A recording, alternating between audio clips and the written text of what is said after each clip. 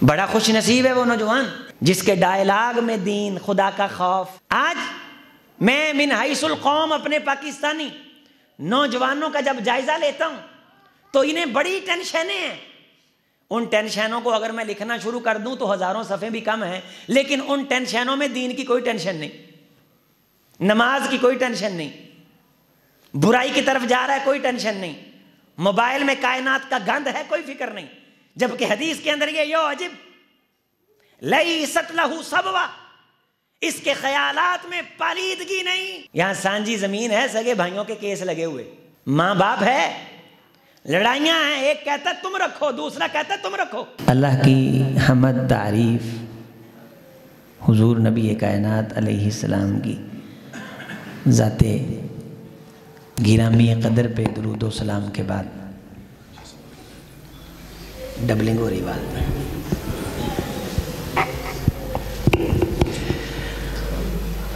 قابل احترام دوستوں، بزرگوں، عزیز بھائیوں، رسول اللہ صلی اللہ علیہ وسلم کا ارشاد ذیشان ہے کہ جب بچہ ماں کے پیٹ میں ہوتا ہے تو اس وقت کچھ چیزیں آخری اور حتمی طور پہ لکھ دی جاتی ہیں، جن میں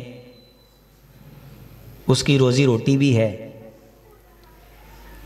4 چیزیں لکھی جاتی ہیں اور ان میں سے ایک چیز اس وقت لکھ دی جاتی ہے جس دن جس انسان نے دنیا میں آنا ہوتا ہے، وہ ماں کے پیٹ میں جنین جب پہلی سانس لیتا ہے، چونکہ وہ کائنات اور ہے، وہاں سانس لینے کا نظام بھی اور ہے، وہاں دنیا والا نظام نہیں ہے کہ بندہ ناک اور منہ سے سانس لیتا ہو۔ بہرحال اس جہاں کے اندر بھی زندگی ہے، وہ کس قسم کی زندگی ہے؟ وہاں جینے کے لیے دنیا کی چیزوں کی ضرورت ہوتی ہے، بچہ منہ سے کھاتا ہے، یا اسے منہ کی ضرورت ہوتی ہے یا ہاتھوں کی ضرورت ہوتی ہے؟ نہیں، اس جہاں کے اندر بچہ ان تمام چیزوں سے، ان تمام محتاجیوں سے اور ان تمام ضرورتوں سے ورا الورا ہوتا ہے کہ اسے ماں کے پیٹ کی زندگی میں نہ ہاتھ کی ضرورت ہوتی ہے، نہ منہ کی ضرورت ہوتی ہے، اور نہ منہ کے ذریعے کھانے کی ضرورت ہوتی ہے، نہ ناک اور منہ کے ذریعے سے سانس کی ضرورت ہوتی ہے۔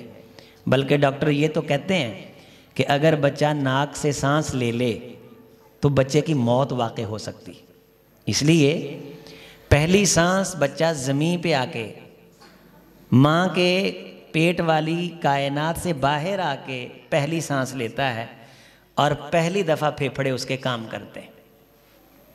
اس لیے بہت جلد اس کی علائشوں کو اس سے صاف کیا جاتا ہے، اس کے منہ سے علائشوں کو نکالا جاتا ہے، اس کے منہ سے علائشوں کو نکالا جاتا ہے۔ جو چیزیں اس کی پیٹ کے اندر زندگی کی ضرورت ہوتی ہیں، دنیا کی زندگی میں وہ علائشیں ہوتی ہیں۔ اسی طرح جو یہاں ہماری دنیا کی زندگی کی ضرورتیں ہیں، یہ آخرت کی زندگی کی علائشیں ہیں۔ تو وہاں جب میں آپ نے پہلا سانس لیا، وہاں مختلف چیزیں لکھی گئیں، ان میں سے ہمارا خوش بخت ہونا بھی لکھا گیا اور بدبخت ہونا بھی لکھا گیا، کہ ہم میں سے خوش بخت کون ہے اور بدبخت کون ہے۔ اکیلا لکھ کے نہیں چھوڑا کہ اب ہم نے لکھ دیا ہے اور بندے کو پتہ ہی نہ چلے کہ بندہ خوش بخت ہے یا بدبخت ہے۔ قرآن مجید میں اور حضور نبی کائنات علیہ السلام نے ماں کے پیٹ میں خوش بخت ہونا اور بدبخت ہونا لکھا گیا ہے، اور قرآن میں احادیث نبویہ میں اللہ نے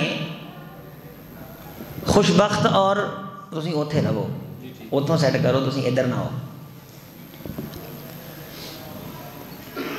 رسول اللہ صلی اللہ علیہ وسلم نے اپنی احادیث میں اور قرآن مجید میں اللہ نے یہ واضح کیا ہے کہ خوش بخت کون ہے اور بدبخت کون ہے، یہ بتایا. اور انسان کو یہ عقل دی ہے کہ وہ اپنے آپ کو قرآن کے ضابطے پہ پیش کرے، اور قرآن نے خوش بخت انسان کی جو نشانیاں بیان کی ہیں، حضور نبی کائنات نے خوش قسمت انسان کی جو نشانیاں بیان کی ہیں، اگر وہ نشانیاں اس میں ہیں تو خود کو خوش قسمت سمجھے. اور جو نشانیاں بدبخت انسان کی بیان ہوئی ہیں، اگر وہ نشانیاں اس میں ہیں تو پھر یہ سمجھ لے کہ وہ بدبخت آدمی ہے. یہ نہ کہے کہ اللہ مجھے بخش دے گا اور قیامت کے دن اللہ مجھے خوش بخت انسانوں میں سے کر دے گا. کسی بھول اور کسی مغالطے میں نہ رہے. اللہ نے، اللہ کے رسول نے ایک ایک چیز کھول کھول کے بیان کر دی، ڈیٹیل سے، تفصیل سے،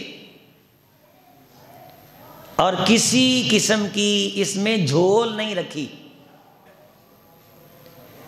کسی قسم کا ابہام نہیں رکھا.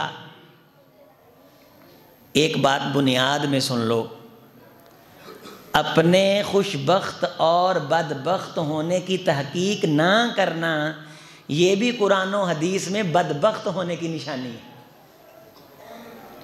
کہ کوئی بندہ اپنے بارے سوچے ہی نہ کہ میں اچھا ہوں کہ برا ہوں. کوئی انسان اپنے بارے غور ہی نہ کرے میں نیک ہوں کہ بد ہوں. کوئی بندہ اپنے بارے توجہ ہی نہ کرے میں فاسق ہوں یا صاحب ایمان ہوں. جو انسان اس توجہ سے محروم ہے، قرآن و حدیث کی سینکڑوں دلیلوں کی روشنی میں یہ اس بندے کے بدبخت ہونے کی نشانی.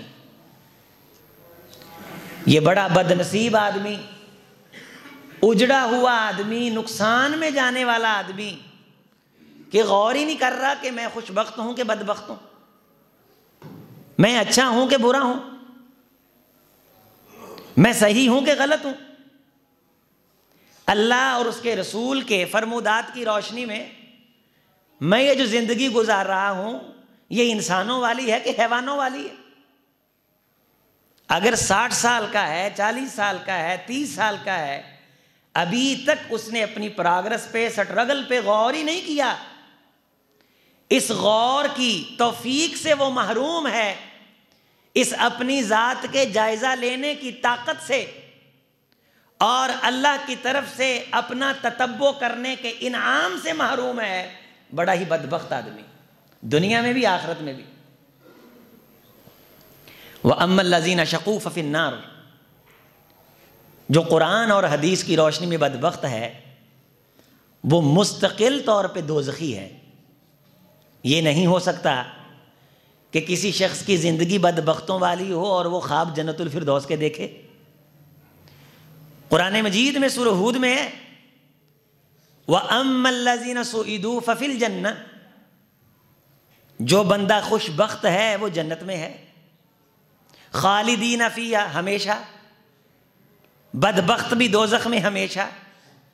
خوش بخت اور بدبخت ہونا لکھا گیا ماں کے پیٹ میں. جب اس جہاں میں ایک سانس کی انگڑائی آئی، ایک کائنات کا نیا زاویہ اس کے سامنے آیا اور دنیا میں آیا تو اسے عقل عطا کر دی کہ اس عقل کی بنیاد پہ یہ دیکھے کہ اس کا نام بدبختوں میں ہے کہ خوش بختوں میں ہے. پھر مزید کرم یہ کیا، مزید انعام یہ کیا کہ اگر اسے پتہ چل جائے کہ یہ بدبختی والے کام ہیں تو زندگی میں اسے خود کو تبدیل کرنے کا موقع، طاقت اور ملکہ عطا کیا۔ میں آپ میرے بھائیوں، ہمیں اللہ نے ایک بادشاہت عطا کی ہے، ہمیں اللہ نے ایک حکومت عطا کی ہے، میرے آپ کے پاس ایک سلطنت ہے، اس سلطنت میں میرے آپ کے پاس ارادے ہیں، اللہ نے میری سلطنت میں خواہشیں رکھی ہیں، مجھے جذبات کا اللہ نے کنٹرولر بنایا ہے، مجھے خیالات کی طاقتیں عطا فرمائی ہیں، میں صاحب ارادہ ہوں، میں سوچتا ہوں، پھر میرے جسم کو اس سوچ کو عملی جامہ پہنانے کے لیے اس فکر کے تابع کیا ہے۔ جب کوئی بندہ برائی سوچتا ہے تو جسم اس کے ساتھ پورا تعاون کرتا ہے، جب کوئی بندہ اچھائی سوچتا ہے تو یہ جسم اس کے ساتھ پورا تعاون کرتا ہے۔ اللہ نے آپ کو اور مجھ کو ایک حکومت عطا کی ہے، ایک سلطنت عطا کی ہے، خیالات کی سلطنت، سوچوں کی سلطنت، افکارات کی سلطنت، تخیلات کی سلطنت۔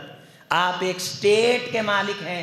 دیکھیے اپنے ارادوں، خیالوں، سوچوں، فکروں کا آپ جائزہ لیں کہ اللہ نے آپ کو اتنی بڑی بڑی طاقتیں عطا کر دی ہیں، یہ طاقتیں خوش بختی میں لگ رہی ہیں یا بدبختی میں لگ رہی ہیں؟ اگر خیال کی طاقت ہے تو خیال برے آ رہے ہیں کہ اچھے ہیں؟ اگر عمل کی طاقت ہے، عمل برے ہیں یا اچھے ہیں؟ بدبخت ہے وہ انسان جو اپنے ان خیالوں کو نیگیٹیوٹی کا جامہ پہنا کے اکھاڑنے بچھاڑنے کی نظر کر دیتا ہے۔ حضور کا ارشاد ہے کہ جب اللہ کسی انسان سے برائی کا ارادہ کرتے ہیں تو اسے بے مقصدیت میں الجھا دیتے ہیں، بیگانوں کی لڑائی کو اس کی لڑائی بنا دیتے ہیں۔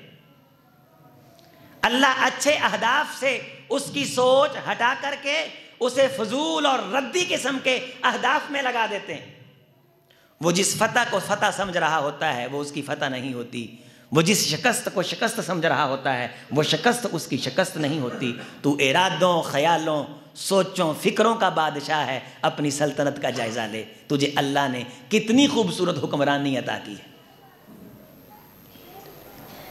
بڑا خوش نصیب آدمی جس کا خیالوں پہ کنٹرول، جس کا ارادوں پہ کنٹرول، جس کا سوچوں پہ کنٹرول۔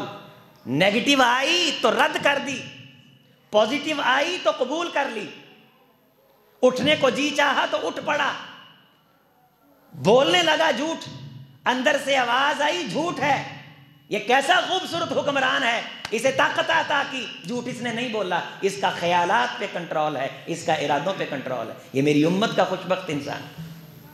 سبعۃ یظلھم اللہ فی ظلہ یوم لا ظل الا ظلہ، رجل قلبہ معلق بالمساجد، دل کے ارادوں کو جس نے مسجد سے جوڑا عرش کا سایہ پائے گا۔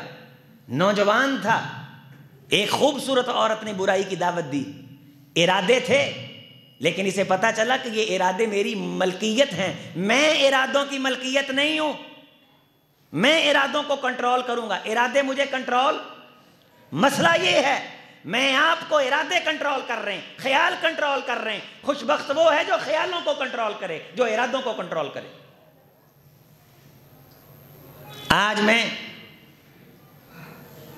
اس جامع مسجد فردوس کے ممبر سے تجھے زندگی نکھارنے کا ایک اصول بتا رہا ہوں۔ میں آپ کے سامنے کائنات کا ایک اہم راز رکھ رہا ہوں۔ اگر آپ کو اپنی زبان پہ کنٹرول ہے، اگر آپ کو آپ کے غصے پہ کنٹرول ہے، اگر آپ کو اپنے ارادے اور خیال پہ کنٹرول ہے، یقین مانیے آپ بہت بڑے بادشاہ ہیں، آپ بہت بڑے لیڈر ہیں، آپ بہت بڑے قائد ہیں، آپ دنیا کے خوش قسمت انسان ہیں اگر آپ کو اپنی مملکت پہ پورا کنٹرول ہے۔ اور وہ مملکت ہے بولوں کی، خیالوں کی، ارادوں کی، سوچوں کی، فکروں کی۔ جس سے رب برائی کا ارادہ رکھے اسے بے مقصدیت میں الجھا دے، اور جس سے اللہ خیر کا ارادہ رکھے اس کے ارادوں کو اس کا معاون بنا کے اس کی زندگی کے مقصد کو سنوار دے۔ من یرید اللہ بہ خیرا یفقہہ فی الدین، بندے کے خوش نصیب ہونے کی ایک نشانی یہ بھی ہے کہ جب اللہ کسی بندے کو پسند کرتے ہیں اور اس کا نام خوش نصیبوں میں لکھتے ہیں تو اسے پھر دین کی باتوں کی سمجھ آنے لگ جاتی، اسے قرآن کی سمجھ آنے لگ جاتی، اسے حضور کی حدیث کی سمجھ آنے لگ جاتی۔ اگر آپ کو سمجھ نہیں آتی اور سمجھنے کی آپ کوشش بھی نہیں کرتے تو کم از کم اس خیال کو تو دل میں جگہ دیں کہ یہ بدبختی ہے۔ اتنا تو فیصلہ کر لیں، آپ نے پچھلی زندگی میں بچوں کا سوچا، بچوں کی سمجھ آ گئی کہ یہ بچہ یہ کام کر سکتا ہے، مکان کی سمجھ آ گئی کہ کس علاقے میں بنانا چاہیے، زندگی گزارنے کی تجھے ساری سمجھ آ گئی، گاڑی چلانے کی بھی سمجھ آ گئی کہ یہاں سپیڈ اتنے پہ کرنی، یہاں اتنے پہ کرنی، نہیں تجھے سمجھ آئی تو دین کی نہیں آئی۔ دنیا کے ہر ذرے کو سمجھنے کی طاقت صلاحیت تیرے پاس ہو، یہ تیرے خوش نصیب ہونے کی نشانی نہیں ہے۔ تیرے خوش نصیب ہونے کی نشانی یہ ہے کہ بندہ کہے قال اللہ تجھے سمجھ آئے، بندہ کہے قال رسول اللہ تجھے سمجھ آئے۔ السعید من سعید فی بطن امی، قرآن مجید جس انسان کو سعادت مند کہتا ہے وہ خوبیاں اگر کسی بندے میں ہیں تو یہ اس دن سے خوش نصیب ہے جس دن سے اس نے ماں کے پیٹ میں ایک نئی زندگی کا آغاز کیا تھا۔ اور خدا نہ خواستہ ارادے اور خیالات برے ہیں، نیگیٹیویٹی ہے اور بہت ہے، اور اس کا اظہار ہم کرتے رہتے ہیں، اس کا موقع نہیں ہم جانے دیتے، کسی کی برائی ڈھونڈتے ہیں اور پھر اس کو رسوا کرتے ہیں، اپنے تقوی کی دھاک بٹھانے کے لیے موقع کی تلاش میں رہتے ہیں۔ ہم بندہ کا بندہ دیکھ کے تسبیح گھماتے ہیں، ڈائلاگ بھی ہم بندوں کو دیکھ کے بولتے ہیں۔ یہ میرے دل کے خیال، میرے ارادے مجھے بتاتے ہیں کہ یہ تو کام کیوں کر رہا ہے، دکھانے کے لیے، شاباش کے لیے، نمود کے لیے، یا اپنے اندر کے حسد اور بغض کے لیے، لیکن لبادہ اسے اڑا دیتا ہے تو دین کا، اسے تقاضا سمجھتا ہے شریعت کا، جبکہ تیرا اپنا ذاتی مسئلہ ہوتا ہے۔ ہمیں جب کوئی بندہ پسند نہیں نہ ہوتا، ہم اسے ڈائریکٹ نہیں کہتے کہ تو مجھے پسند نہیں ہے، ہم اس کی برائی اسلام کے کسی کھاتے میں ڈالتے ہیں، او بھائی تیرا یہ مسئلہ اسلام کے خلاف ہے، تیرا یہ مسئلہ دین کے خلاف ہے۔ اگر ہم دل سے پوچھیں تو دل کہہ رہا ہوتا ہے کہ اس بندے سے مجھے ذاتی نفرت ہے، اسلام کا تو میں ویسے کندھا ڈھونڈ رہا ہوں فیر چلانے کے لیے۔ کیسی بدبختی ہے کہ اپنی ذاتی لڑائیوں کو دین کا نام دیا جا رہا ہے، اسلام کا نام دیا جا رہا ہے، اپنے ذاتی بغض کو، اپنے دلوں کی پلیدگی اور کدورت کو اسلام کی جنگ کہا جا رہا ہے۔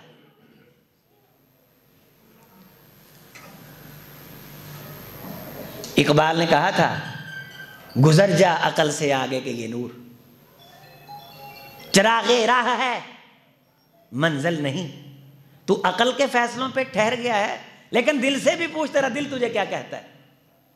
فقط ایک نگاہ پہ ٹھہرا ہے فیصلہ دل کا، تیرے اندر اللہ نے خوش بختی اور بدبختی کے پیچھے آنے والی آوازیں کوتوال کو سونپ رکھی ہیں۔ تیرا کوتوال تجھے اندر سے آواز دیتا ہے کہ یہ کام ٹھیک نہیں ہے۔ قرآن کے بولنے سے پہلے، حدیث کے بولنے سے پہلے تیرا ضمیر، تیری سوچ، تیرا فکر یہ تجھے بتاتا ہے۔ میرے عزیزو، میرے دوستو، میں آپ کو پہلے اپنی ذات کو پھر آپ کو نصیحت کر رہا ہوں کہ آپ اس بات کو ایک لمحے کے لیے چھوڑیں کہ آپ کیا ہیں، آپ کا سٹیٹس کیا ہے۔ سر دست آپ میری اس بات کی طرف آئیں کہ قرآن جسے خوش بخت کہتا ہے میں وہ ہوں کہ نہیں، حدیث جسے خوش بخت کہتی ہے میں وہ ہوں کہ نہیں، قرآن جسے بدبخت کہتا ہے کہیں میں وہ تو نہیں، حدیث جسے بدبخت کہتی ہے کہیں میں وہ تو نہیں۔ رسول رحمت علیہ السلام کی بڑی خوبصورت ایک حدیث ہے جس میں رحمت کائنات علیہ السلام نے 4 چیزیں متعین کر کے فرمایا کہ جس بندے کو اللہ نے یہ دی ہیں وہ بندہ بھی خوش قسمت ہی انسان ہے۔ اس میں ایک لفظ آتا ہے بڑا خوبصورت، حضور علیہ السلام کا ارشاد ہے کہ جس بندے کو اللہ البیت الصالح نیک گھر دے دے، البیت الواسع، اللہ جس بندے کو کشادہ گھر دے دے۔ اب کشادہ گھر سے مراد یہاں 2 مرلے کے بعد 10 مرلے کا گھر نہیں ہے، البیت الصالح، البیت الواسع۔ اگر اس چیز کو دیکھیں تو رسول اللہ صلی اللہ علیہ وسلم کا گھر جو ہے اس کا ٹوٹل رقبہ ماپیں وہ تو 2 مرلے بھی نہیں بنتا، لیکن ربع زمین کا سب سے بڑا گھر وہ ہے البیت الواسع، البیت الصالح، جس گھر کے رہنے والے پورے خانوادے کو نیکی کی توفیق مل جائے، جن گھر والوں کی ترجیحات میں نیکی آ جائے، بچے کما رہے ہیں، بیٹیاں کما رہی ہیں، گاڑیاں ہیں، بنگلہ ہے، نوکر ہیں، ملازم ہیں، اللہ کے انعامات ہیں، لیکن پورے گھر کے پاس نیکی کی توفیق نہیں ہے سوائے سال کے بعد زکوٰۃ دینے کے اور کبھی کسی کا جنازہ پڑھنے کے اور عید پڑھنے کے۔ باقاعدہ پروجیکٹیو نیکی ایک ہے کہ بطور علامت نیکی کرنا کہ تاکہ پتہ چلے میں نیک ہوں، ایک ہے کہ نیکی اپنی ترجیحات میں لے کے آنا کہ پورا گھر بیٹھ کے میٹنگ کرے، جس طرح ٹائل کی میٹنگ ہوتی ہے، کس سوسائٹی میں کرنا ہے اس کی میٹنگ ہوتی ہے، رشتہ کہاں کرنا ہے اس کی میٹنگ ہوتی ہے، پورا گھر صالحیت پہ اکٹھا ہو، نیکی پہ اکٹھا ہو، تقوی پہ اکٹھا ہو، ایمان پہ اکٹھا ہو، اگلی نسل کے ایمان ایکان بچانے کی مشاورت جس گھر میں ہوتی ہو، پروجیکٹ ڈسکس ہوتے ہوں، یہ گھر اگر کسی کو نصیب ہے، حضور نے فرمایا اس گھر میں رہنے والے سارے خوش قسمت ہیں، سارے خوش بخت ہیں۔ اور جس گھر کے رہنے والے تنگی داماں کا شکار ہیں، اگر حرام کوئی کما رہا ہے اسے بیٹھ کے سمجھاتے نہیں ہیں، اگر کوئی برائی کی طرف جا رہا ہے، دین کی بات آتی ہے تو گھٹن محسوس کرتے ہیں، دنیا کا پروجیکٹ آتا ہے تو کروڑوں اڑاتے ہیں۔ ہمارے پچھلے دنوں فیصل آباد میں ایک تقریب تھی نکاح کی، ابھی انہوں نے رخصتی کرنی تھی اور برات بھی جانی تھی، سر دست پہلے نکاح کی تقریب رکھ دی کہ لڑکی اپنے گھر چلی جائے گی، لڑکا اپنے گھر چلا جائے گا، اس کے بعد بیاہنے کے لیے جائیں گے۔ اس نکاح کی تقریب پہ کروڑوں لگا دیے گئے۔ وہاں انہوں نے ایک قاری صاحب بھی ہائر کیے ہوئے تھے، انہوں نے چھرلیوں پہ بھی کروڑوں لگائے، قوالیوں پہ بھی کروڑوں لگائے، اور مرنے کا مقام یہ ہے کہ ایسا کرنے والوں کو دکھ نہیں، افسوس نہیں، پریشانی نہیں۔ تو میں نے قاری صاحب سے اثر دل لگی پوچھ لیا، میں نے کہا جی آپ کو کیا دیا ہے؟ کہنے لگے 10,000۔ اور قاری صاحب کہاں سے بلائے؟ لاہور سے، یہ ثابت کرنے کے لیے کہ ہم مسلمان ہیں۔ ساری زندگی بابے کو پوچھا نہیں، جب وہ مر گیا تو مکھن منہ کو لگا دیا تاکہ آنے والے دیکھیں تو کہیں بابا مکھن کھاندہ مریا ہے۔ یہ ہے میرے ساتھ، ممبر کے ساتھ آپ کا تعلق، میرا تعلق۔ گھر کے کام مجبوری، بچہ ضرورت، گھر کے فنکشن ضروری، مسجد مدرسہ جی چاہا تو کر لیا، جتنا چاہا کر لیا، ترجیحات میں نہیں، ضرورتوں میں نہیں۔ دین ترجیحات میں نہیں، ضرورتوں میں نہیں۔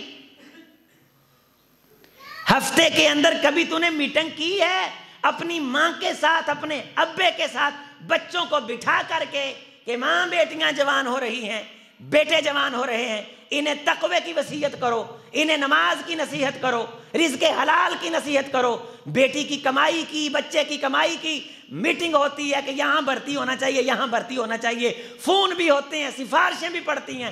بدبختی کی انتہا ہے، دین ایمان کی حمیت نہیں، غیرت نام تھا جس کا گئی مسلمان کے گھر سے۔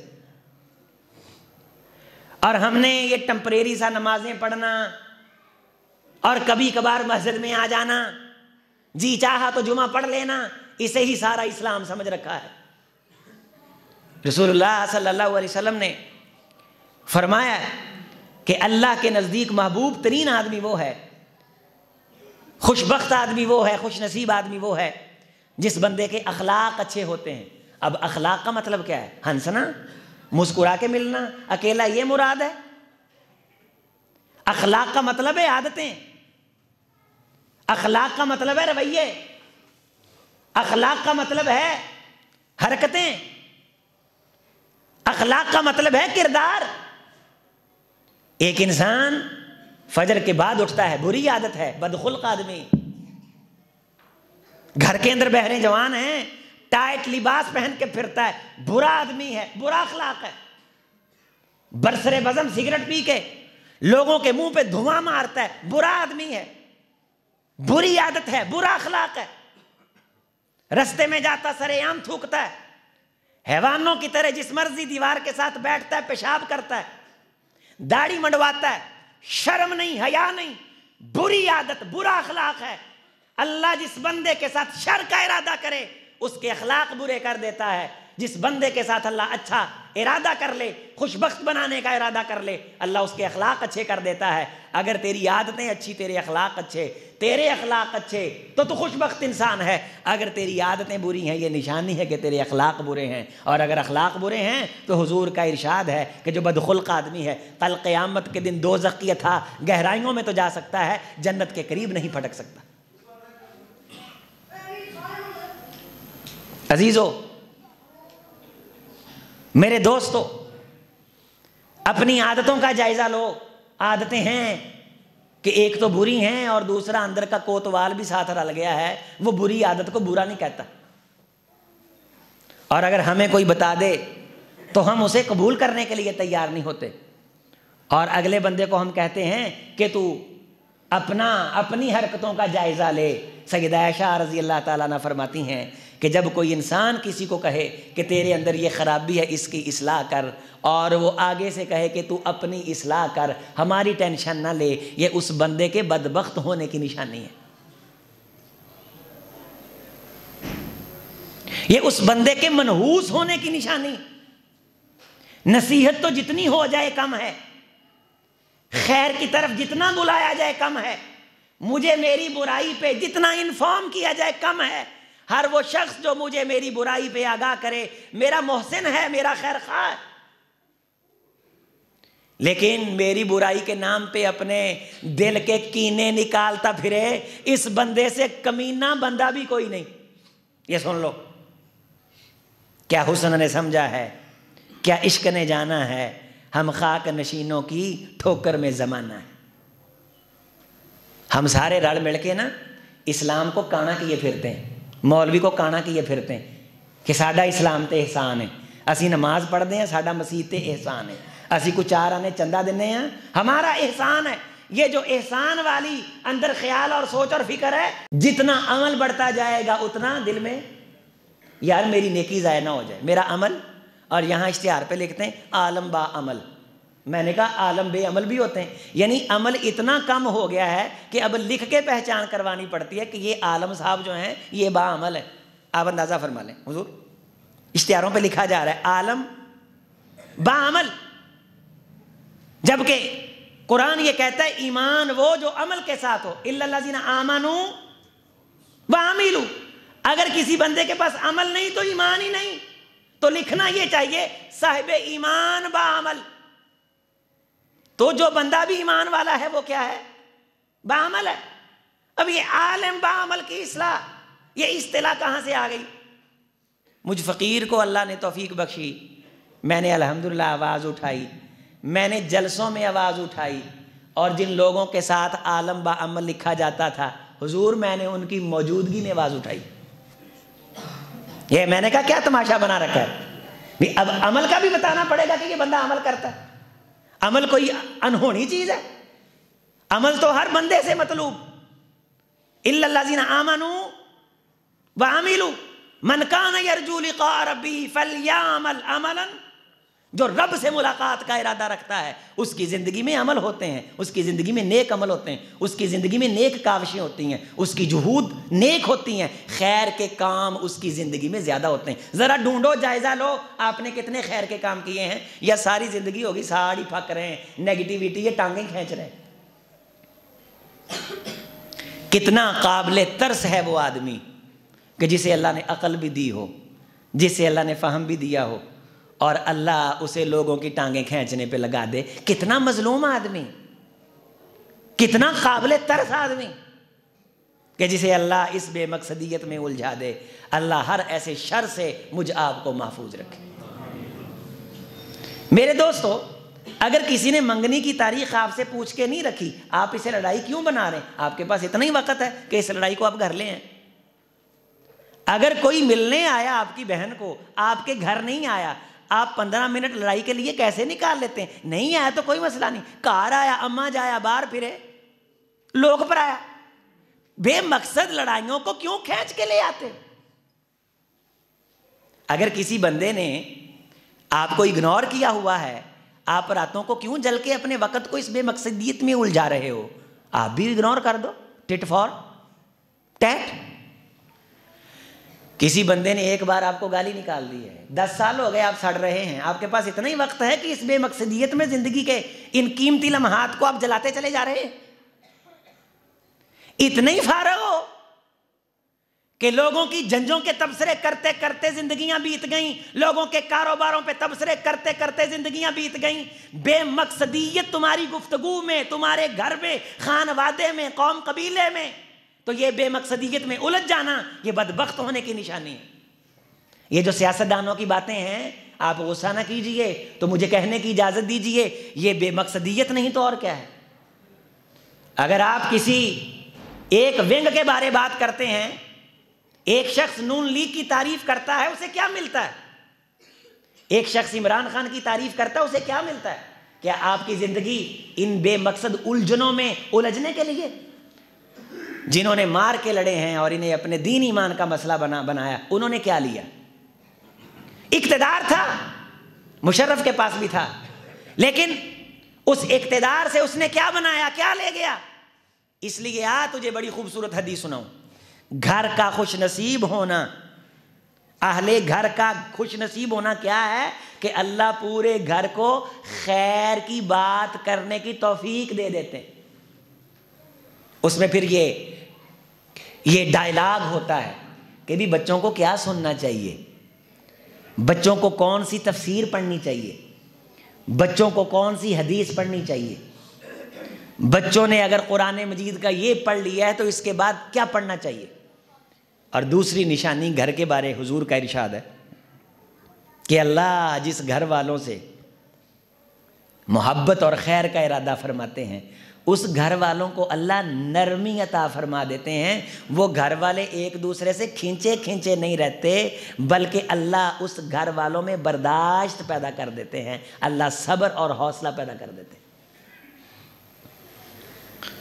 جس نوجوان سے اللہ محبت کرتے ہیں، خیر کا ارادہ کرتے ہیں، خوش نصیبوں میں اس کا نام لکھتے ہیں، اسے بڑوں کی بات سن کے برداشت کرنے کی طاقت دے دیتے ہیں۔ میری بات آپ سن رہے ہیں؟ اگر برداشت ہو رہی ہے تو یہ دین کی بات ہے، کائنات کے سب سے بڑے امام کی بات ہے، محمد رسول اللہ کی بات ہے۔ اگر دل قبول کر رہا ہے، اللہ جس گھر والوں سے خیر کا ارادہ کرتے ہیں، اللہ اس گھر والوں کو حلم دے دیتے ہیں، برداشت دے دیتے ہیں، اللہ انہیں نرمی عطا فرما دیتے ہیں۔ وہ ایک دوسرے کو قبول کرتے ہیں، ایک دوسرے کو سہارا دیتے ہیں، ایک دوسرے کو گراتے نہیں ہیں۔ یہاں سانجی زمین ہے، سگے بھائیوں کے کیس لگے ہوئے، ماں باپ ہے، لڑائیاں ہیں، ایک کہتا تم رکھو، دوسرا کہتا تم رکھو۔ ایک درخت ہے، لڑائیاں ہیں، ایک کہتا میری زمین میں، دوسرا کہتا میری زمین میں۔ اور رب جب کسی سے خیر کا ارادہ کرتے ہیں، اللہ اسے کھینچنے والوں سے نکال کے نوازنے والوں کی صف میں لے جاتے ہیں۔ تو ابن قیم رحمۃ اللہ علیہ نے فرمایا کہ اللہ جس بندے سے خوش بختی کا ارادہ کرتے ہیں، خوش قسمتوں میں اس کا نام لکھتے ہیں، تو اللہ اسے علم دیتے ہیں تو عاجزی دے دیتے ہیں، عمل دیتے ہیں تو ساتھ خوف کی دولت دے دیتے ہیں، اللہ اسے روپیہ دیتے ہیں تو اسے غریب پرور بنا دیتے ہیں، وہ غریبوں کو ڈھونڈتا ہے، اس کی محفلوں میں غریب نظر آئیں گے۔ اللہ اسے جوانی دیتے ہیں تو اس جوانی پہ رب کے خوش ہونے کی نشانی یہ ہے کہ اللہ رات کو اٹھنے کی طاقتیں عطا کر دیتے ہیں۔ اگر جم پہ جانے کی طاقت ہے، یہ موڈے شوڈے، یہ دوڑے، یہ بنا کے فضول جگہ بن کے پھرنے کی توفیق ہے، رات کو مصلی پہ آنے کی توفیق نہیں۔ جوانی تو مل گئی ہے لیکن یہ جوانی خوش نصیبوں والی جوانی نہیں۔ ان اللہ یعجب، ان اللہ یعجب، مسند احمد میں یعجب الشاب لیست لہ صبوہ، ایسا نوجوان جس کے خیالوں میں پختگی ہو، صبوہ، اور ان خیالوں میں آوارگی نہ ہو۔ صبوہ کے معنی کیا ہیں؟ آوارگی نہ ہو، فحش رویے نہ ہوں، اس کی زندگی کے کسی زاویے سے فحاشی نہ ٹپکتی ہو، اس کے ڈائلاگ سے تہذیب، تمدن۔ صبوہ اس کے معنی ہے جس سے فحاشی کی بو آئے، جس سے عریانی کی بو آئے، جس سے غیر سنجیدگی کی بو آئے، ایسا نوجوان جسے اللہ سنجیدگی عطا کر دیں، جسے اللہ اپنا ڈائلاگ عطا کر دیں، جو گھر کے اندر برائی پہ کڑے اور خیر کا ایک علم لے کر کے پورے خاندان کی اصلاح کی ٹھان لے۔ یعجب، اللہ بھی اس نوجوان پہ تعجب کرتے ہیں، اللہ کو بھی تعجب ہوتا ہے، اور یہ تعجب اللہ کی وہ صفت ہے جو اس بندے پہ ہوتی ہے جو بندہ کمال کا کام کر دیتا ہے۔ اللہ کے تو علم میں تھا کہ اس نے کر دینا ہے۔ بندوں کے لیے جب لفظ تعجب بولا جاتا ہے تو اس کا مطلب یہ ہوتا ہے کہ ہمیں توقع تو نہیں تھی یہ کرے گا لیکن اس نے کر لیا ہے، بڑے تعجب کی بات ہے۔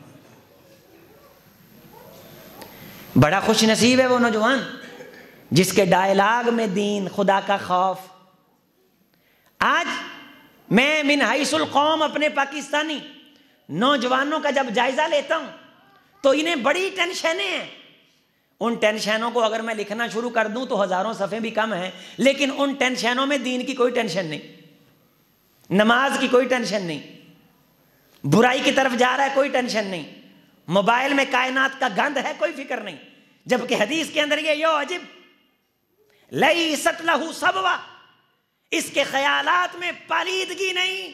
اللہ کو ایسے نوجوان پہ بڑا تعجب آتا ہے، اللہ اس انسان کو بڑا ہی پسند کرتے ہیں، ایسے نوجوان کو۔ میرے نوجوانوں، اٹھو، کسی سیاسی پارٹی کا دم چھلا بننے کی بجائے اپنے گھر کی خرافات کے خلاف کھڑے ہو جاؤ، اللہ اور اس کے رسول کے نمائندے بنو۔ تم نے سٹینڈ لے لیے، سیاسی پارٹیوں کی خاطر تم نے لڑائیاں لے لیں، تم نے دشمنیاں ڈال لیں، میں ممبر پہ اعلانیہ کہتا ہوں، نہ یہ محبتیں آپ کے کام آنے والی ہیں، نہ یہ دشمنیاں آپ کے کام آنے والی۔ محبت کرو اس سے جو دین کی طرف راغب ہے، جس کا جھکاؤ دین کی طرف ہے، اور بغض رکھو اس سے جس کے گھر بار میں دین نہیں، جس کے ڈائلاگ میں دین نہیں۔ میں اکثر اپنے خطبوں میں، اپنی تقریروں میں، اپنی گفت و شنید میں نوجوانوں کو مخاطب کر کے کہتا ہوں، آؤ ہم سے محبت کرو، ہماری بزم میں بیٹھو، ہم تمہیں اس کائنات میں لے جائیں جس کائنات میں چلنے والے نوجوانوں کو بشارت ملتی ہے کہ ذات منصب و جمال شاب نشا فی عبادت اللہ۔ جوانی مستانی تھی لیکن دین کا رنگ غالب تھا، برائی ٹھکرائی، ارادوں کا مالک تھا۔ قیامت کا دن ہوگا، کوئی سایہ نہیں ہوگا، اللہ اسے اپنا سایہ عطا کریں گے۔ اس حدیث کے اندر عرش کا ذکر نہیں ہے، الیوم اذلہم فی ذلی یوم لا ذل الا ذلی، آج کوئی سایہ نہیں سوائے میرے سائے کے۔ اے نوجوان، در جوانی توبہ کر دن شیوہ پیغمبری، تو سیاسی پارٹیوں کا دم چھلا نہیں بلکہ نیند کا، دین کا نمائندہ بن کے آیا۔ آج آ، میں رب تجھے اپنا سایہ عطا فرما رہا۔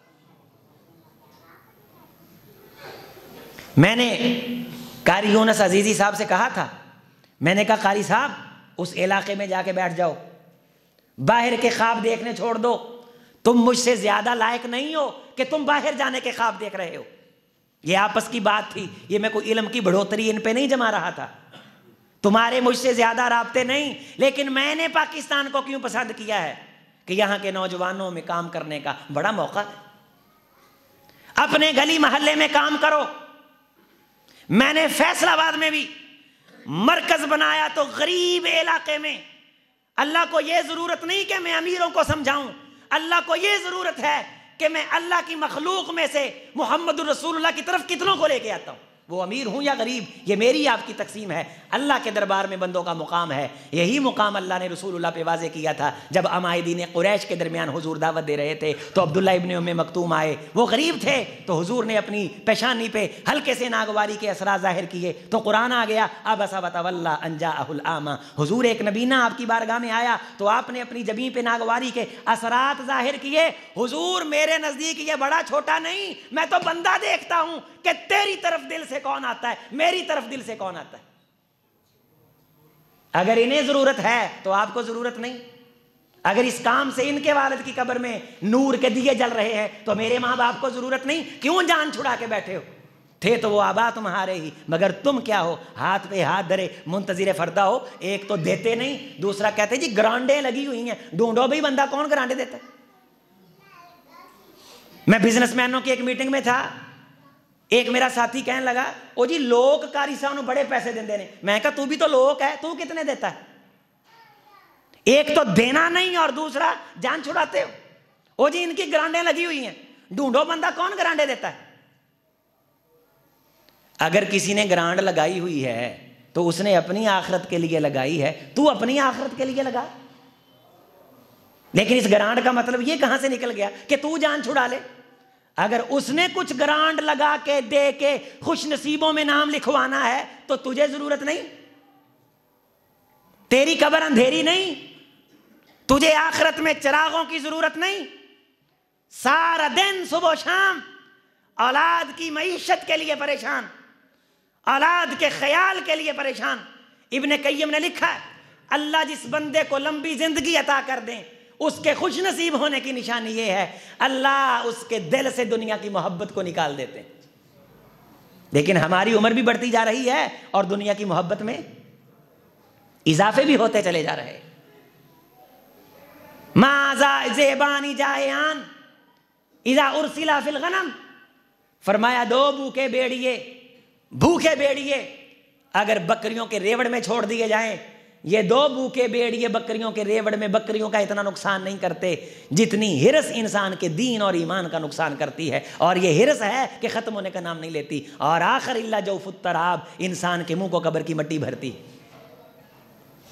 آج سے 3-4 ہفتے پہلے کا ایک درس ہے، اس میں ہمارے فیصل آباد کے ایک بزنس مین ٹھیک ٹھاک ہیں، ہولی سولی، میں نے انہیں مخاطب کر کے کہا تھا، ریکارڈ ہے، میں نے کہا جی صاحب آپ اپنی اولاد کے لیے مرتے جا رہے ہیں لیکن تیسرے دن تمہاری اولاد دکانوں پہ بیٹھی ہوگی، اس لیے عطا بن ابی رباح کا وہ پیغام یاد کرو جو انہوں نے ہشام بن عبد الملک کو دیا تھا جب دمشق کے بازار میں اس سیاہ رنگ کے ناٹے قد کے پھینے ناک کے مکے کا قاضی، علم حلم والا، شکل نہیں ظاہر نہیں، لیکن ہشام بن عبد الملک اس وقت کا سپر پاور حکمران، گویا آپ کروڑوں ڈونلڈ ٹرمپ اکٹھے کر لیں تو ایک ہی شام بنے، لیکن ایمان کی وجہ سے وہ ان سے افضل، اتنی سطوت، اتنا پروٹوکول۔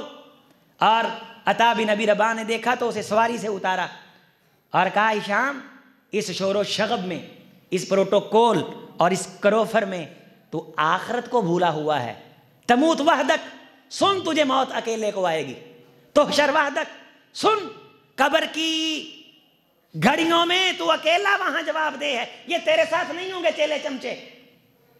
آج ان رونقوں میں الجھ کر کے ہم نے کائنات کی تنہائی کو بھلایا، قبر کی تنہائی کو بھلایا ہوا، ان چکا چوند روشنیوں میں ہم نے کھو کر کے قبر کے اندھیروں کو بھلایا ہوا ہے، اس روپے پیسے کی ہرس میں ہم نے آخرت کے میزان کو بھلایا ہوا ہے کہ وہاں اللہ نے ایک ایک فکر اور ارادے کو تولنا ہے۔ میرے بھائی میری بات پہ غور کر، میری نصیحت پہ غور کر، میرے پیغام پہ غور کر، ستحشر وحدک، ہشام حساب کتاب تو نے اکیلے نے دینا ہے، یہ لاؤ لشکر، یہ چیلے چمچے تیرے ساتھ حساب میں، انہوں نے اپنا دینا ہے اور تو نے اپنا دینا۔ ہشام کہنے لگا مجھے نصیحت کرو، اگر اپنی ذات کے لیے کچھ چاہیے تو حکم فرمائیے. تو فرمایا مجھے اللہ نے اپنی ضرورتوں کے لیے تیرے جیسوں سے بے نیاز کر رکھا ہے. اور دلیری بھی اللہ تب دیتے ہیں جب بندہ بزنس مین کی جیب کو دیکھنے سے نظریں ہٹا لیتا ہے. حضور نے فرمایا تھا جبریل میرے پاس آئے اور انہوں نے آ کے کہا تھا حضور میرے نوجوانوں یہ بات یاد کر کے جاؤ, حضور اللہ نے مجھے پیغام دے کے بھیجا ہے, اللہ نے ایمان والے کی عزتیں 2 چیزوں میں رکھی. وَعَلَمْ, حضور آپ جان لیں, اس بات کو سمجھ لیں, وَعَلَمْ, اس بات کو پلے باندھ لیں, ہمیشہ کے لیے اپنی زندگی کا حصہ بنا لیں, اپنے خطبات کا حصہ بنا لیں. وَعَلَمْ أَنَّ شَرْفَ الْمُؤْمِنِ قِيَامُهُ بِاللَّيْلِ وَاسْتِغْنَاهُ عَنِ النَّاسِ. اللہ نے ایمان والے کی عزتیں 2 چیزوں میں رکھی ہیں. نمبر 1 کہ بندہ ایمان والا ہو کہ دوسروں کی جیبوں کو نہ دیکھے. نمبر 2 ایمان والا ہو کہ کوئی رات رب کے سامنے قیام کیے بغیر نہ گزرنے دے. تو عطا بن ابی رباح نے کہا تھا کہ مجھ جیسوں کو میری ضرورتوں کو پورا کرنے کے لیے اللہ نے آپ جیسوں سے بے نیاز کر رکھا ہے, لیکن مکہ کے لوگوں کو ضرورت ہے تو مستقل طور پہ مکہ کے لوگوں کے راشن کا بندوبست کر. تو ہشام نے کہا تھا کہ اے امیر, یہ سارا مجمع گواہ ہے, آپ کی اس نصیحت پہ عمل کرتے ہوئے پورے مکہ کا جتنا خراج کھانا پینا وہ ہشام کی زندگی میں مرنے تک ہشام کی طرف سے جاتا رہے گا. اتنا کچھ کرنے کے بعد کہنے لگے اور نصیحت کرو. فرمایا لوگ جو غیر مسلم ہیں وہ جزیہ نہیں دے سکتے. کہا جو نہیں دے سکتا آپ سے وعدہ کرتا ہوں نہ دے, جو جتنا دے سکتا ہے اتنا دے دے. آئین ہو گیا, قانون ہو گیا. کہا مکہ کے لوگ اللہ کے مہمان ہیں, وہاں آنے والوں کو نقصان ہو جاتا ہے. کہا سیکورٹی میری وہاں پہنچے گی, آئندہ کے بعد کسی کا نقصان نہیں ہوگا. اور اتنا کچھ کر لینے کے بعد فرمایا اتق اللہ. یہ سب کچھ کر کے مکہ پورے کی روزی لگا کے اپنی قبر کی تیاری میں رب سے ڈرتا رہے, جتنا ہو سکے اپنی راتوں اور دن کے لمحوں کو اپنے حق میں گواہ بنا کے ہر لمحے اقتدار سے فائدہ اٹھا کے آخرت کے معززین میں نام لکھوانے کی کوشش کر. تو لوگوں نے کہا حضور یہ کون ہے جو اتنی دلیری سے باتیں کر رہا ہے, دنیا میں آپ کو سواری سے اتارا اور اتنی دلیری سے بولا. ہشام نے کہا تھا یہ تو چھوٹی سی حکومت ہے, اللہ نے اس بندے کو وہ عزتیں عطا فرمائی ہیں کہ قیامت کے دن جنت کے دروازے پہ کھڑا ہو کے بھی ہمیں روک سکتا ہے, اور اس سے کوئی یہ نہیں پوچھ سکتا کہ عطا تو نے اسے کیوں روکا ہے. وہ لوگ اپنے علماء کو یہ مقام دیتے تھے اور ہم نے اپنے علماء کو 2 مچھلا بنا رکھا ہے. خوش نصیب ہیں وہ ممبر و محراب والے جن کے ممبر و محراب پہ کھڑا ہونے والا اعلانیہ واضح و نصیحت کرتا ہے, کسی کا مفاد سمیٹنے کے لیے نہیں, کسی سے دشمنی کے لیے نہیں, بات کرتا ہے تو فائدے کی کرتا ہے. میرے عزیزو, آئیے قرآن مجید اور احادیث میں جو میں نے مفہوماً باتیں آپ کے سامنے رکھی ہیں, آپ ذرا ان پہ اپنے آپ کو پیش کریں کہ برائی سے سچ مچ ہمیں نفرت ہے یا دوسرے کی برائی ہمیں برائی لگتی ہے. مجھے ایک دوست کہنے لگا قاری صاحب میری جب شادی نہیں ہوئی تھی نا تو لوگوں کے بچے جب مسجد میں شرارت کرتے تھے تو مجھے برے لگتے تھے, اور میں یہ کہتا تھا کہ نمازیں خراب ہو رہی ہیں. اور جب میرے بچے ہو گئے نا تو نہ وہ مجھے برے لگتے تھے نہ میری نماز کبھی خراب ہوئی تھی. تو مجھے اس وقت پتہ چلا یہ برے مجھے دین کی وجہ سے نہیں اپنی منافقت کی وجہ سے لگتے تھے. کیسا خوش نصیب آدمی جس نے اعلانیہ اپنی اس بات کا اعتراف. ہمارا ایک عزیز ہے, اس نے جس شادی کے اندر بچوں نے پرات پروت کھڑکانی نا, اس نے ان کو گالیاں نکالنی, شادی کا بائیکاٹ کر دینا, بہانہ بنا لینا, حالانکہ یہ ویسے ہی برا ہے. لیکن جدوں انہیں آدھے نے آنیاں دیاں شادیاں کیتیاں تے سیانے آدھے نے جدوں لا لئی لوئی تے کی کروں. ہن اپاں اپنے آپ دا جائزہ لئیے کہ اپاں نوں دوجے دی برائی لگدی ہے یا آپدی بھی برائی لگدی ہے. ہم دوسرے کو نیک دیکھنا چاہتے ہیں یا خود کو بھی نیک دیکھنا چاہتے ہیں؟ ہم اچھا ہمسایہ ڈھونڈتے ہیں یا اچھا ہمسایہ بننا بھی چاہتے ہیں؟ حضور نے فرمایا وہ بندہ بھی خوش نصیب ہے جو اچھا ہمسایہ ہو. اگر میرا ہمسایہ اچھا نہیں تو میں اس کے لیے اچھا ہوں. اربعٌ فی السعادہ اربعٌ فی الشقاوہ. فرمایا کہ 4 چیزیں جس کے پاس ہیں خوش بخت, ان میں ایک یہ کہ اس کا گھر نیکی پہ اکٹھا ہوتا ہے، کسی مجبور کے ساتھ کھڑا ہوتا ہے، کھانا پکتا ہے تو غریب اس کے کھانے میں شریک ہوتے ہیں، اور بطور ہمسایہ وہ اپنے ہمسائے کے لیے بڑا اچھا ہے۔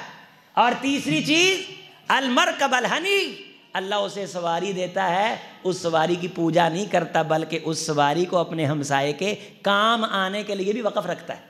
یہاں گاڑیوں کو ٹاکیاں مار کے نا دائیں بائیں سے چکر نکال کے اور رنگ لال پیلے ہو جاتے ہیں۔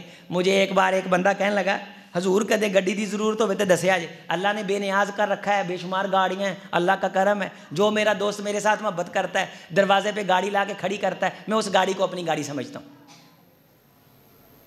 لیکن میں ویسے آپ کو بطور مثال ایک آخری بات بتا رہا ہوں، کبھی ضرورت ہو تو بتائیے۔ یہاں چنوں کی بھی تاریخ گواہ ہے کہ ہم نے چیموں منٹھاروں پہ تو دھکے کھائے ہیں، لیکن الحمدللہ کبھی کسی کے سامنے اپنا یہ پلو نہیں اٹھایا کہ مجھے تیری گاڑی کی ضرورت ہے۔ یہاں چنوں میں بھی ایک نوجوان تھا، وہ بھی مجھے کہا کرتا تھا قاری صاحب کبھی حکم لگاؤ، کبھی آرڈر لگاؤ، کبھی حکم لگاؤ، کبھی آرڈر لگاؤ، کبھی حکم لگاؤ، کبھی آرڈر لگاؤ۔ 6 سال ڈاکٹر صاحب مجھے کہتا رہا۔ کتنے سال؟ 6 سال۔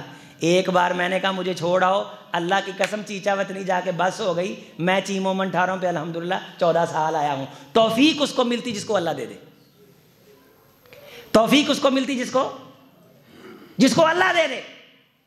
چیچا وطنی جا کے اس کو نانی مامی پھپھو فون آنے لگ گئے، میں کہا بھائی واپس ہوو، تسی اس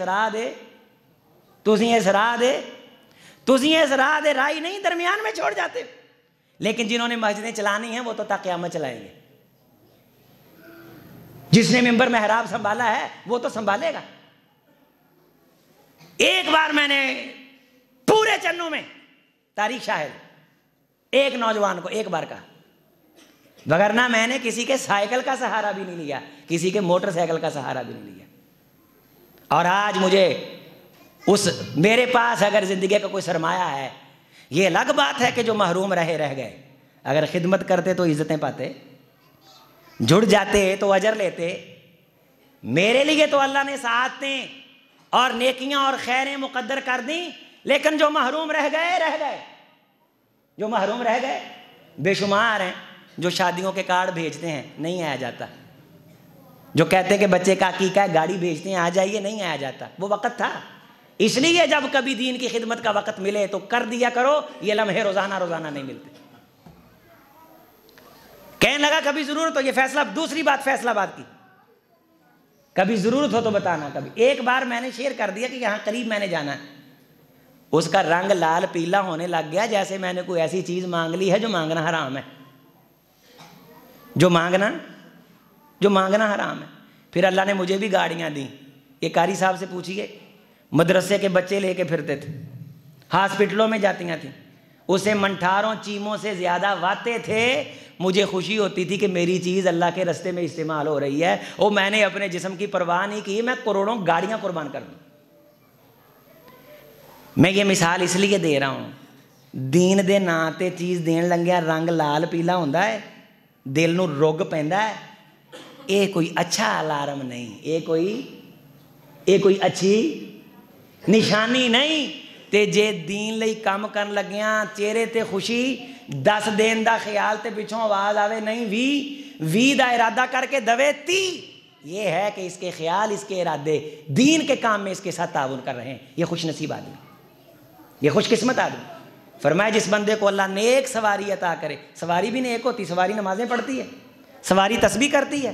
نیک سواری کی نشانی کیا ہے؟ نیک سواری جو دین کے کام آئے۔ اس لیے حضور نے فرمایا سواری 3 قسم کی ہوتی ہے۔ ایک سواری وہ جو بندہ اپنی ذات کے لیے لیتا ہے، پروٹوکول کے لیے کہ میرے پاس بڑی سواری ہونی چاہیے، اب میں بڑی سوسائٹی میں رہتا ہوں۔ فرمایا قیامت کے دن ذلت اور رسوائی کا باعث ہوگی یہ سواری۔ ایک سواری اس لیے لیتا ہے کہ اپنے لیے بھی ہے اور ضرورت مندوں کی ضرورت کے لیے بھی ہے، کم از کم یہ سواری قیامت کے دن اس کی رسوائی کا باعث نہیں ہوگی۔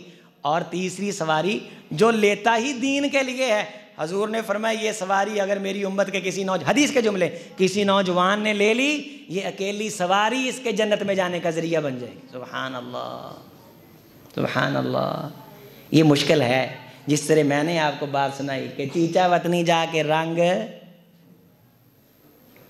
یہ تاریخ ہے، یہ چھپیں گی کتابیں، اس میں بہت کچھ ملے گا۔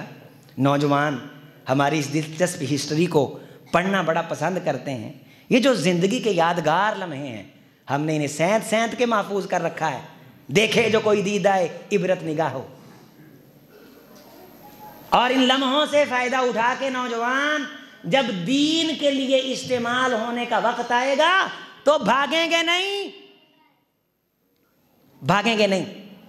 اس لیے میں نصیحت کرتے ہوئے اپنے خطبے کو مکمل کر رہا ہوں۔ لوگوں، میرے دوستوں، میرے چنوں کے بھائیوں، یہ آپ کی محبت ہے، میں آپ کو آپ کا اضافی جو وقت لے رہا ہوں، ساتھ آپ کو اپنا اضافی وقت دے بھی رہا ہوں۔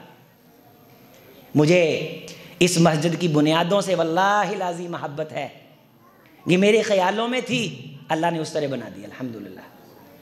انشاءاللہ اس رمضان کے اندر ہم نے اس کی دوسری منزل شروع کرنی، اور میں قاری صاحب کے کہنے پہ یا کسی کے کہنے پہ نہیں، نہ یہ کہ بھی یہ لوگ پیسہ دیں دینے، یہ کہہ کے جان نہ چھڑاؤ، بن جانی ہے، خوش نصیب ہوگا جو اس میں اپنا حصہ ڈال لے گا۔ ہیں بہت کچھ ہے، بہت کچھ ہے، لوگوں کے پاس تھوڑا نہیں، یہاں چنوں کے بندوں کے پاس بھی پیسہ جڑا آنے نا لوگ دے دیں نے، وہ لوگ لبو کیس قسم دے لوگ نے، وہ کیس سیارے تے رہندے نے دے دیں نے۔ یہاں خطیب کا کھانا کھلانے پہ موت پڑ جاتی انتظامیہ کے بندوں کو۔ اور جب کبھی میرے ساتھ ایسا ہوا تو میں نے اللہ سے یہ دعا مانگی، اللہ میرے اس لمحے کو قبول کر لے، اور اس کے عوض میں مجھے توفیق دے کہ میں ہزاروں کو کھلاؤں، اور الحمدللہ میں ہر جمعے ہزاروں کو کھلا رہا ہوں۔ اور اللہ نے کھانا کھلانے کے لیے جو عطا فرمایا ہے نا، وہ ابھی سے جمع ہے۔ اگر 70 سال کی زندگی بھی ہو تو زندگی تھوڑی ہے کھانا کھلانے کے لیے، پروردگار نے پیسے زیادہ دے دیے۔ یہ لوکاں جو دھیان جاندہ ہے، اللہ کیوں نہیں جاندہ؟ لوکاں جو دھیان جاندہ ہے، اللہ کیوں نہیں جاندہ؟ کون دیتا ہے؟ اللہ۔ تو بھی توفیق مانگ، ترلا کر خطیب صاحب کا، مولوی صاحب کا۔ تیرے ایک مسجد کے اندر خطیب رکھنے کی بات ہو رہی تھی تو ایک بندہ کہنے لگا، اے عظیم اختر نہ گل کر لو۔ تب میں مرکزی مسجد میں جمعہ پڑھاتا تھا۔ عظیم اختر نہ گل کر لو، تو دوجا کہنے لگا روٹی دی گل نہ کرے آجے، جمعے دی عظیم اختر نہ گل کر لو کہ جمعہ ساڑی مسجد پڑھایا کرے، تے نال دوجا آندا روٹی دی گل نہ کتے کر لے آجے۔ مسجد کے اندر نام لکھنے کا شوق ہے، بھی روٹی تیرے باپ نے کھلانی؟ جس خطیب نے دور سے آنا ہے اس کی مہمان نوازی تجھ پہ فرض ہے، اور اگر اس فرض میں کوتاہی تو کر رہا ہے، خدا کی قسم تو مجرم ہے، اللہ کی قسم یہ کبیرہ گناہ ہے۔ سنو، نوٹ کرو، ریکارڈ ہو رہا ہے۔ خطیب تیری مسجد میں آئے، یا تو ذمہ داری سے سبق دوش ہو جا، کہہ بھئی میں ذمہ دار نہیں، مسجد تیری ضرورت مند نہیں، اللہ اوروں کو لے آئے گا۔ اور اگر تو نظریں چراتا پھرتا ہے، خطیب سے جان چھڑاتا پھرتا ہے، تو مجرم ہے، کبیرہ گناہ کا مرتکب ہے، کبیرہ گناہ کا مرتکب۔ کہنے لگے جمعے کی بات کر لو، روٹی دی گل نہ کرے۔ میں کیا ہو رہا، میں ادھر آؤ تے اتوں نال اگلی گل بھی انہوں سنائی آنے یہ روٹی دی۔ میں نے کہا تجھے ہوگا یہ کہ اللہ تیری اولاد کو اس بری خصلت کی وجہ سے دین سے محروم کر دیں گے۔ یہ تو جان چھڑا رہا ہے نا، جان چھڑا رہا ہے نا۔ مجھے بھی اللہ نے چھت دی الحمدللہ، مجھے بھی اللہ نے بیٹھک دی۔ وہ بیٹھکیں، وہ صوفے جو لوگ سنبھال کے رکھتے ہیں، میں اللہ کے مہمانوں کو ان پہ بٹھاتا ہوں۔ ان چیزوں نے آپ کے ساتھ نہیں چلی جانا، انہیں اللہ کے لیے استعمال کرو، اپنے کھانے میں دین کو شریک کرو، مسجد مدرسے کو شریک کرو۔ یہاں اگرچہ قاری صاحب نہ بھی کہیں، اپنے کھانے میں برکت کے لیے، آخرت میں جنت کے دسترخوان پہ بیٹھنے کے لیے ان بچوں کے کھانے میں شریک ہو جاؤ۔ جہاں 20 کلو آٹا میرے گھر میں ہفتے کا لگتا ہے، میں 2 کلو ادارے میں نہیں دے سکتا۔ جہاں 5 کلو آئل میرے ہفتے کا گھر کا لگتا ہے، وہاں آدھا کلو آئل میں مدرسے کا نہیں لا سکتا۔ تو اپنے 5 کلو سے آدھا کلو نکال کے دے دے، تیرا 5 کلو 7 کلو سے زیادہ تیرا وقت نکالے گا۔ دین کو شریک کر، اللہ کو شریک کر، رسول کو شریک کر۔ جب تو سچے غور کر لو، یہ بات آپ کو کام آئے گی، یہ بات آپ کے کام آئے گی۔ دین کا کام کرنے کے لیے روپے کی ضرورت نہیں، میرے ساتھ بولو، روپے کی ضرورت، پیسے کی ضرورت نہیں، سچے ارادے کی ضرورت ہے۔ کس کی ضرورت ہے؟ سچے اللہ میں نے کرنا ہے، لینا پھر اس کا کام ہے۔ اللہ میں نے مہمان نوازی کرنی ہے، پھر اس مہمان نوازی کے پیسے دینا۔ مولا میں نے مسجد چلانی ہے، تو نے ارادہ کرنا ہے، اس کا انتظام کرنا یہ تیری ذمہ داری نہیں، یہ رب کی ذمہ داری۔ اللہ ہم سب کو سچے ارادے عطا فرما دے۔ اگر تیرے اس حکومت کے اندر ارادے نیک ہیں تو تیری سلطنت کی رعایا بڑی نیک ہے، تو بڑا خوش نصیب ہے۔ کلکم مسئول و کلکم راع الرعیتی، ہر بندے سے اس کی رعایا کے بارے پوچھا جائے گا اور اس سے اس کی رعایا کے بارے پوچھا جائے گا۔ تیرے ارادے تیری رعایا ہیں، دیکھ تیرے یہ ارادے کس طرف جا رہے ہیں۔ اللہ ہم سے خیر کا کام لے۔ اقول قولی ھذا استغفر اللہ لی ولکم ولسائر۔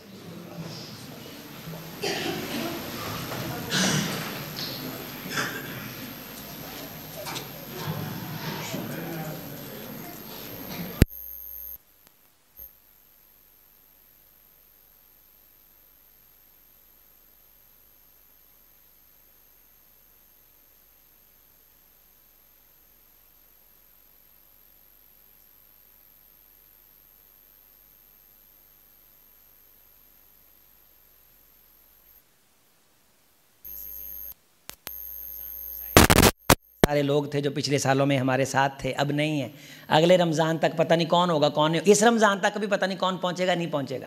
اس لیے ابھی سے نیت بنائیں میں نے روزے رکھنے، اور افطاری کے وقت سادگی اپنائیں، سادہ سا ڈش کا شیڈول ترتیب دے لیں کہ یہ چیزیں بنانی ہیں، زیادہ تکلفات نہیں کرنے، اور دعوتوں پہ ٹائم نہ دیں، دعوت افطار پہ سے پروٹوکول نہ سمجھیں کہ میری دعوتیں بڑی ہو رہی ہیں۔ اگر دعوتوں میں الجھ کے رمضان کے لمحے گزر رہے ہیں تو محرومی ہے، محرومی۔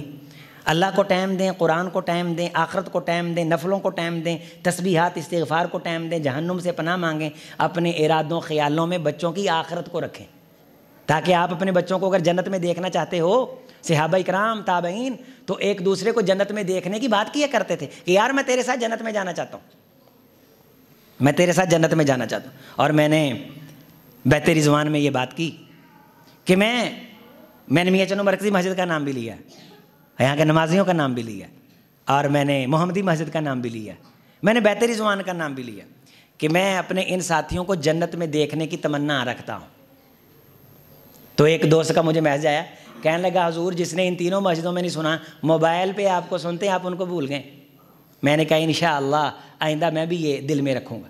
ہمارے دوست ہیں قاری عبید صاحب، شیخ عبد الرحمن اسدیس سے ملاقات ہوئی تو اتنا بڑا آدمی جو مسجد حرم اور مسجد نبوی کا سربراہ ہے، امام حرم تعیناتی امام سدیس اپنی مرضی سے کرتے ہیں، اتنا بڑا عہدہ ہے، کروڑوں لوگ روزانہ ان کی تلاوت سن کے سوتے ہیں، ہزاروں لوگ ان کا لہجہ اتارتے ہیں۔ تو وہ حج کی میٹنگ تھی، 40 نوجوان، تو اس میں جب اس کی باری آئی تو کسی نے کہا یہ قاری صاحب ہیں، تو شیخ سدیس امام کعبہ کہنے لگے آپ قاری قرآن ہیں؟ وہ کہنے لگے ہاں۔ تو شیخ صاحب فرمانے لگے میری یہ گزارش ہے۔ اس نے کہا نہیں حکم، انہوں نے کہا نہیں درخواست ہے، فرمائیے۔ کہنے لگے درخواست یہ ہے میرے بھائی، تو مجھے اچھی طرح ذہن میں جگہ دے، میرے چہرے اور شکل کو یاد کر لے، جب تو جنت میں جائے تو تو وہاں جا کے مجھے ڈھونڈنا، اگر میں نہ ملوں تو میرے بارے اللہ سے پوچھنا، میری یہ درخواست ہے۔ میں کیا شیخ سدیس اللہ تیری زندگی دراز کرے، تینوں میں کسی گل نہیں اللہ نے حرم دا سرپرست بنایا۔ میں 14 سال چنوں جمعہ پڑھایا، مینوں کسی ایک بندے نے بھی نہیں آکھیا تے تہاڈی مجلس ایک نوجوان تھوڑی دیر ਲਈ آیا، تسی فوراً درخواست کرتی، تانوں آخرت کنی عزیز ہے۔ تو ساتھ میں نے کہا میں بھی اپنے بزرگوں کو ملتا ہوں، تو میں نے بھی کبھی اس طرح بات نہیں کی۔ اکیلا دوسروں کی محرومی کا خیال نہیں، میری اپنی محرومی کا خیال بھی دل میں نے اس کے بعد اپنے بزرگوں کو یہ کہنا شروع کر دیا کہ میں آپ کے ساتھ جنت میں جانا چاہتا ہوں۔ اور یہ بھی چلتا تھا کہ تابعین ایک دوسرے سے پوچھتے، امام نوفل عبداللہ ابن مبارک کے شاگرد ہیں، سبحان اللہ، تو کہتے ہیں کہ عبداللہ ابن مبارک بہت بڑے محدث اور بزنس مین گزرے ہیں، سونے چاندی کی منڈیاں خرید لیتے، اتنے بڑے تاجر ہیں۔ سفیان بن عیینہ، سفیان ثوری، یہ سفیان بن عیینہ یہ امام شافعی علی المدینی کے استاد ہیں، امام شافعی امام احمد بن حنبل، اور وہ امام بخاری کے استاد، اتنے بڑے محدث ہیں سفیان بن عیینہ سفیان۔ اگر یہ دونوں ہی ہوتے نا تو حدیث پوری کائنات میں پھیل جاتی، اتنے بڑے لوگ۔ اور ان پہ خرچہ ہوا عبداللہ ابن مبارک کے پیسے کا۔ عبداللہ ابن مبارک فرمایا کرتے ہیں اللہ کی قسم اگر یہ نہ ہوتے میں تجارت نہ کرتا، میں نے تجارت ان کے لیے کی۔ اتنے بڑے امام جب فوت ہو گئے تو ان کے شاگرد نے ان کو خواب میں دیکھا، امام نوفل نے. تو خواب کے اندر بھی یہ لوگ پوچھتے تھے کہ آپ کے ساتھ کیا بنا؟ ہم تو دنیا میں کسی کو نہیں دیکھنا چاہتے، دنیا میں یہ نہیں کہتے اپنی ماں کو، اپنی بیوی کو، بچوں کو کہ ہم تمہیں جنت میں دیکھنا چاہتے ہیں، آپ مجھے جنت میں دیکھنا چاہتے ہو کہ نہیں؟ تو کہنے لگے میں نے عبداللہ ابن مبارک کو خواب میں دیکھا اور میں نے پوچھا استاد جی اللہ نے آپ کے ساتھ کیا معاملہ فرمایا؟ تو عبداللہ ابن مبارک فرمانے لگے کہ بیٹے اللہ نے مجھے بخش دیا ہے اور میں جنت میں داخل ہو گیا ہوں. تو میں نے پوچھا استاد جی کس وجہ سے؟ کہنے لگے بیٹے لوگوں کی نظروں میں تو بہت کام ہوں گے، زندگی ساری دین میں لگائی، لیکن اللہ نے بخشا تو ایک سفر پہ بخشا جو سفر میں نے حضور کی حدیث کے لیے کیا تھا. ہائے ہائے ہائے، ایک سفر اللہ نے، یہ دین کے لیے پتہ نہیں تیرا کون سا سفر قبول ہو جانا. تو عبداللہ ابن مبارک کو امام صاحب کے شاگرد امام نوفل فرماتے ہیں استاد جی ہمیں بھی نصیحت کریں کہ اس جنت میں آنے کے لیے ہمیں کیا کرنا چاہیے. تو عبداللہ ابن مبارک نے امام نوفل کو فرمایا 3 بار علیک بالقرآن، علیک بالقرآن، علیک بالقرآن. بیٹے قرآن سے تعلق مضبوط کر، قرآن سے تعلق مضبوط کر، قرآن پڑھا کر، قرآن سیکھا کر، قرآن سمجھا کر. میں نے دیکھا ہے جو یہاں قرآن والوں کی عزت ہے وہ کسی دوسرے کی نہیں ہے. عزیزو جب جیتے ہو تو ہدایت کی دعا مانگو، مر جاؤ تو میں مر جاؤں تو مجھ فقیر کے لیے جنت کی دعا مانگو، میں آپ کے لیے مانگوں. ہم سب کو اللہ جنت میں اکٹھا کرے، اللہ ہمیں خیر پہ اکٹھا کرے. اور جس طرح اوپر کی منزل میں خواتین جمع ہیں انشاءاللہ اللہ کے فضل سے پکا ارادہ کر لیا ہے، عزم بالجزم اب اللہ نے یہ کر دینا ہے. انشاءاللہ بہت جلد ہم شروع کر دیں گے. اس میں آپ اینٹوں کی شکل میں، سیمنٹ کی شکل میں شریک ہو جائیں.